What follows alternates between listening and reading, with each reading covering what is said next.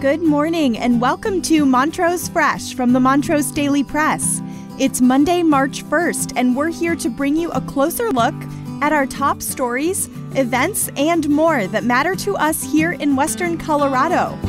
Today, if passed, Senate Bill 21-116 would require all schools with Native American mascots, including some Montrose schools, to change the mascots. And if they don't, a monthly $25,000 fine would be imposed. Today's episode is brought to you by Elevate Internet. Whether it's for your home or your business, they offer the best speeds at the best price. Right now, if you refer a friend, you can get $25 off. Give them a call for more information at 844-386-8744 or visit them at elevateinternet.com. Now, our feature story. Should schools here in Colorado be allowed to use Native American mascots? It's not just an issue here, but also across the country. After 81 years, the Washington professional football team dropped Redskins from the franchise's name after more than a decade of scrutiny. The Cleveland Indians baseball team also dropped their name after 100 years. Those same types of conversations are now taking place at the amateur level across Colorado school districts after lawmakers proposed a bill to ban use of Native American mascots by public schools, charter schools, and universities. Senate Bill 21-116 says the use of such imagery as mascots creates an unsafe learning environment, impacting students' mental health and promoting bullying. If passed, the bill would require all schools with Native American mascots, including some Montrose schools, to change the mascots. If they don't, a monthly $25,000 fine would be imposed. Locally, the Montrose High School Indians and the Centennial Middle School Braves would likely be affected by this legislation. MCSD Public Information Officer Matt Jenkins said that MHS hopes to foster stronger relationships with the tribes and honor their heritage through the use of the high school mascot. And the Student Council is reaching out to the tribes to seek their perspectives. And when the legislation concerning Native American mascots changes, Jenkins said MCSD will adjust accordingly. The sponsors of the bill aim to retire all American Indian mascots in the state, hoping the action will provide another step towards justice and healing to the descendants of the survivors of the Sand Creek Massacre. State Senator Don Coram, a Montrose Republican and an MHS Indians alumnus, views the mascot as a way to honor the Native American heritage in the area. He said, quote, "I am a Montrose Indian graduate and support the name because in our community, it's used as honor and respect." To stay up to date on this story, visit us at montrosepress.com.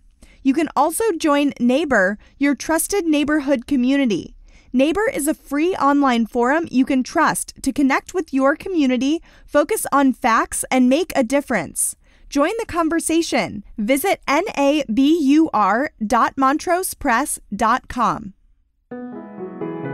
And before we go, we'd like to take a moment today to remember the life of Granville Gage. He was born in Montrose in 1939 and grew up here. He met the love of his life, Gloria Smith, in Montrose, and they were married in 1959. He also received his undergraduate and master's degree from the Western State College of Colorado in Gunnison and served in the Army National Guard while attending college. His daughter Shelley was born in 1964 and his son Kevin in 1968. Although he had a love for the state of Colorado, he moved the family to Hawthorne, Nevada in 1974, where he was offered the principal's position. He became one of the community organizers in Hawthorne and continued to grow with the Mineral County School District. He had a way of inspiring all students. He knew all of them by name and was often seen at school events supporting students and parents. Gage retired as the Mineral County School Superintendent in 1999. His philosophy in education was, if you expect the most from a child, you will always get their best. Granville led with a quiet strength and presence, supporting his family and community. He had a love for the great outdoors, and on weekends and vacations, he would be hunting, fishing, and enjoying family time outdoors. He loved his time with his friends, and the entire family knew not to interrupt his daily garage time with his buddies. He will be greatly missed by his family and everyone who knew him. Thank you for taking a moment with us today to remember and celebrate Granville's life.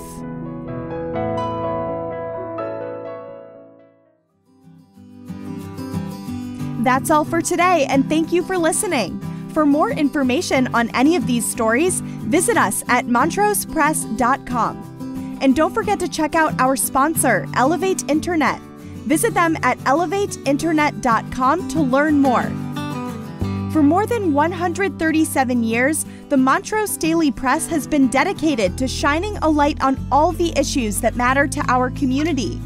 Go to montrosepress.com to subscribe for just $1.99 per week for our digital edition.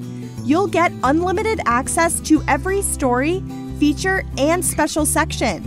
Thank you, and remember to tune in again next time on montrosepress.com or wherever you listen to podcasts.